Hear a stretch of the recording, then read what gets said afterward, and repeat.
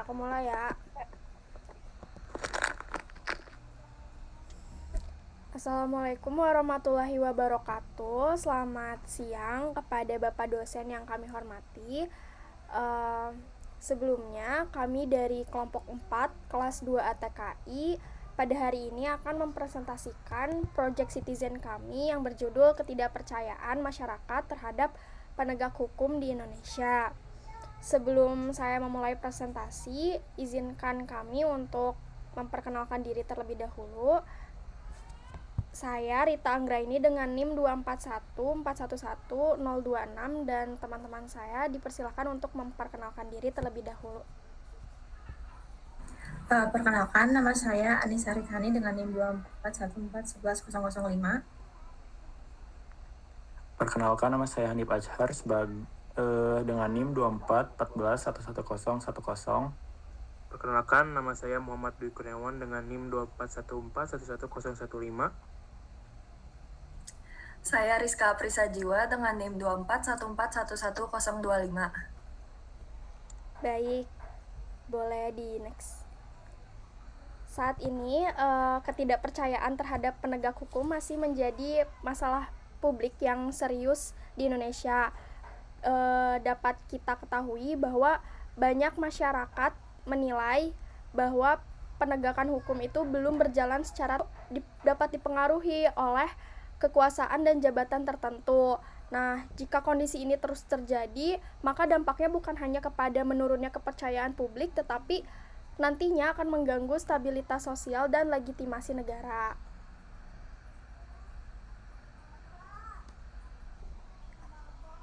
Nah, di kelompok kami mengambil salah satu kasus yang paling sempat mengguncangkan kepercayaan publik pada saatnya, yaitu kasus pembunuhan Brigadir J pada tahun 2022 yang melibatkan Ferdy Sambo, di mana kasus ini tidak hanya menjadi kasus kriminal biasa, tetapi memang berkembang menjadi krisis kepercayaan publik karena terungkapnya adanya rekayasa kronologi, bahkan penghilangan barang bukti, dan juga keterlibatan aparat dalam menghambat proses hukum ini. Nah, dari kasus ini pun masyarakat bisa melihat gitu adanya kelemahan dalam pengawasan internal serta kurangnya transparansi dalam institusi penegak hukum.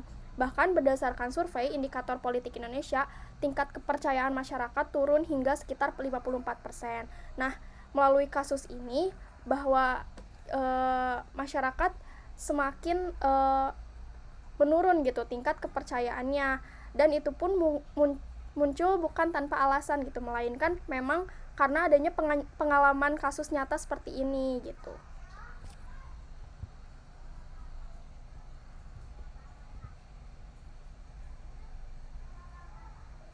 Oke, baik. Selanjutnya, permasalahan rendahnya kepercayaan masyarakat terhadap penegakan hukum di Indonesia ini tentunya mendorong pemerintah itu untuk membentuk berbagai macam kebijakan yang bertujuan untuk menjaga profesionalitas, transparansi, serta keadilan dalam proses penegakan hukum. Nah, dalam kasus Ferdy Sambo ini sendiri telah digunakan berbagai macam kebijakan, diantaranya Peraturan Kapolri, KUHP, Undang-Undang tentang Tata Cara Proses Pidana, SPPTI, dan juga Undang-Undang mengenai keterbukaan informasi publik. Next. Nah, contohnya pada Peraturan Kapolri Nomor 7 Tahun 2022, sebenarnya peraturan ini telah memiliki standar perilaku yang jelas dan juga terdapat sanksi bagi anggota yang melanggar. Namun, kebijakan ini juga belum sepenuhnya mampu mencegah terjadinya penyalahgunaan kekuasaan, terutama oleh pejabat tinggi dalam institusi kepolisian. Kemudian ada KUHP, yang mana kebijakan ini bertujuan untuk menjamin adanya proses hukum yang sistematis dan juga perlindungan untuk hak asasi manusia. Namun dalam praktiknya juga masih ditemukan manipulasi proses hukum seperti rekayasa kronologi hingga penghilangan barang bukti oleh pihak yang memiliki kekuasaan. Contohnya di dalam kasus Ferdy Sambo juga terdapat banyak penghilangan barang bukti seperti penghilangan barang bukti CCTV dan juga lain-lain. Kemudian terdapat Undang-Undang Nomor 13 Tahun 2006, di mana undang-undang ini mengatur tentang perlindungan saksi dan juga korban. Nah, tapi dalam praktiknya juga masih belum optimal karena biasanya masih terdapat tekanan struktural ataupun intimidasi terhadap para saksi. Kemudian next.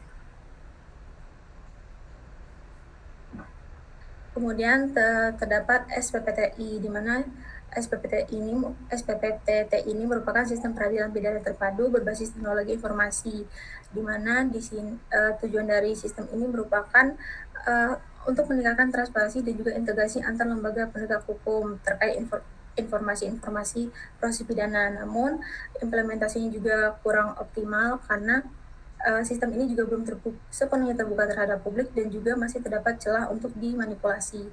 Dan yang terakhir ada undang-undang mengenai keterbukaan informasi publik, di mana undang-undang ini bertujuan untuk masyarakat itu memperoleh informasi, tetapi praktiknya juga masih belum optimal karena biasanya informasi itu baru diberikan setelah mendapat tekanan dari publik dan juga sorotan dari media. Next. Nah, kebijakan-kebijakan di penegakan hukum di Indonesia ini sendiri tentunya harus sesuai dengan nilai-nilai Pancasila, seperti pada sila kedua yang menekankan bahwa setiap individu itu harus diperlakukan secara manusiawi dan adil di hadapan hukum. Nah, hal ini sebenarnya sudah tercermin di dalam KUHP dan juga Kode Etik Polri yang mengatur perlindungan tersangka, korban, serta saksi. Kemudian pada sila keempat, yang menegaskan bahwa masyarakat memiliki hak untuk mengetahui proses hukum dan ikut mengawasi jalannya pemerintahan. Nilai ini juga sudah tercermin di dalam SPPTI dan juga Undang-Undang Keterbukaan Informasi Publik yang bertujuan untuk meningkatkan keterbukaan informasi.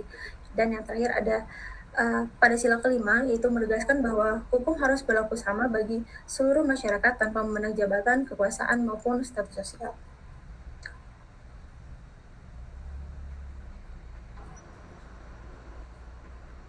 Baik, di sini saya akan menjelaskan alternatif kebijakan yang dapat diimplementasikan jika nantinya bisa diimplementasikan di Indonesia, yaitu yang pertama penguatan pengawasan dalam eksternal yang independen, digitalisasi sistem penegakan hukum secara terintegrasi atau e-legal system, dan reformasi sistem rekrutmen dan promosi berbasis merit.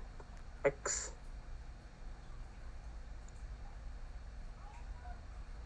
Baik, yang pertama penguatan dan pengawasan eksternal. Jadi penguatan dan pengawasan eksternal ini berarti kita melibatkan pihak ketiga yang bukan dari sistem utamanya gitu. Ya, yang pertama kelebihannya yaitu meningkatkan objektivitas pemeriksaan, di mana tentunya pihak ketiga ini tidak memiliki bias antar salah satu pihak, terus juga meminimalisir risiko obstruction of justice, di mana tadi yang sempat dijelaskan oleh rekan saya bahwa ternyata ada penghilangan bukti dan sebagainya, terus juga melibatkan unsur masyarakat dan akademisi dalam pengawasan. Kekurangannya yaitu dapat terjadi tumpang tindih kewenangan dan juga membutuhkan koordinasi yang kompleks, juga dapat diganggu oleh pihak-pihak tertentu yang dapat mengganggu pengawasan eksternal ini. Selanjutnya, yang kedua yaitu digitalisasi sistem penegakan hukum secara terintegrasi atau illegal system. Kelebihannya ini adalah menutup celah manipulasi data atau penghilangan barang bukti, juga menegakkan prinsip keempat Pancasila. Nah, saya coba hubungkan ini seperti di Amerika, di mana mereka itu sistem digitalisasi yang canggih, di mana menutup celah-celah adanya kecurangan dari pihak-pihak tertentu, tetapi kekurangannya yaitu membutuhkan biaya infrastruktur teknologi yang besar, juga manipulasi dapat terjadi pada tahap awal proses hukum. Dan digitalisasi ini sangat membutuhkan waktu yang lama untuk Indonesia diimplementasikan di Indonesia gitu. Baik, selanjutnya. Dan yang terakhir ada reformasi sistem rekrutmen dan promosi berbasis merit. Nah, jadi kelebihan dari kebijakan ini yaitu menghasilkan aparat yang memiliki integritas tinggi dan profesionalisme, memutus budaya korup dan penyalahgunaan kuasa, dan selaras dengan nilai keadilan sosial sila kelima. Kita bisa ambil contoh juga di Amerika bahwa mereka itu rekrutmennya sangat mendetail dan sangat dalam, di mana mereka mengecek semua riwayat keuangan dan sebagainya, sehingga para rekrutan ini tidak menyeleweng atas dan memiliki integritas tinggi atas pekerjaannya gitu. Nah, tetapi kekurangannya itu adalah hasil dari kebijakan ini bersifat jangka panjang dan tidak dapat dirasakan secara instan, dan pastinya ada resistensi dari pihak-pihak internal. Baik, next.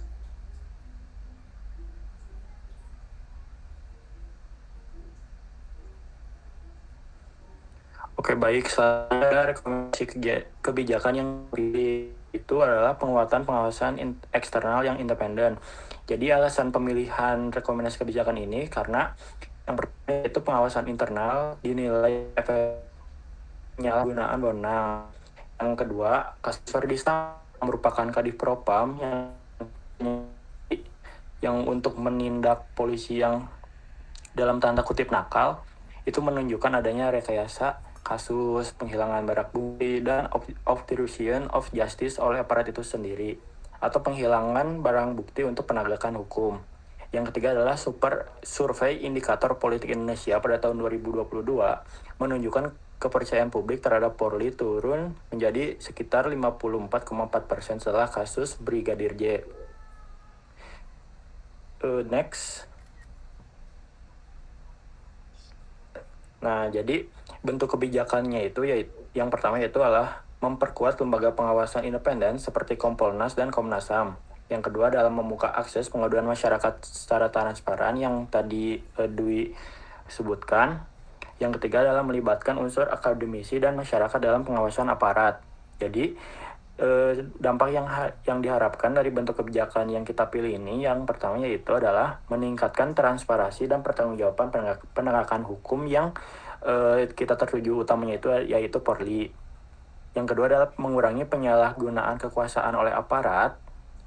Yang ketiga adalah memulihkan kepercayaan masyarakat terhadap institusi hukum, yang di sini kita sebutkan adalah kepolisian.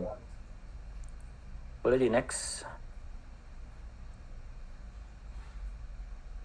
Nah, jadi kaitannya dengan Pancasila dalam penguatan pengawasan eksternal yang independen ini yaitu pada sila kelima, yaitu keadilan sosial bagi seluruh rakyat.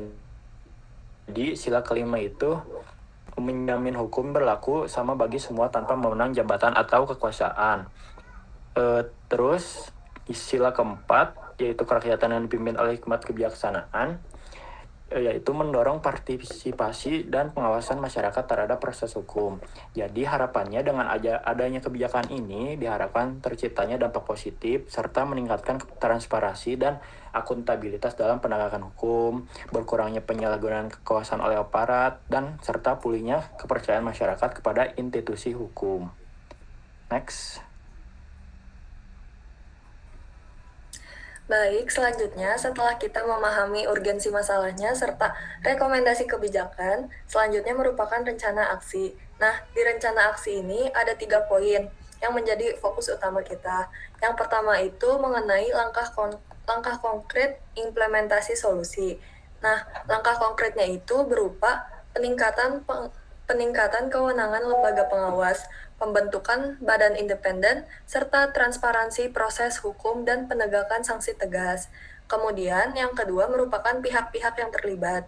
Nah, dari solusi ini kita tahu bahwa tidak dapat dijalankan sendirian, yaitu diperlukan kolaborasi lintas sektor yang melibatkan unsur pemerintahan seperti DPR, Kementerian Hukum dan HAM, kemudian aparat penegak hukum, lembaga pengawas seperti Kompolnas dan Komnas HAM, kemudian akademisi, LSM, media, serta masyarakat sipil sebagai pengawas sosial. Kemudian yang ketiga merupakan strategi advokasi kebijakan. Langkah yang akan kami tempuh mulai dari audiensi kebijakan, kemudian penyusunan naskah akademik yang komprehensif, hingga pemanfaatan media massa untuk membangun kesadaran publik. Nah, dengan kolaborasi ini, kami yakin kebijakan yang diusulkan dapat terwujudkan secara efektif. Nah, selanjutnya, Presentasi dari kelompok 4 telah selesai.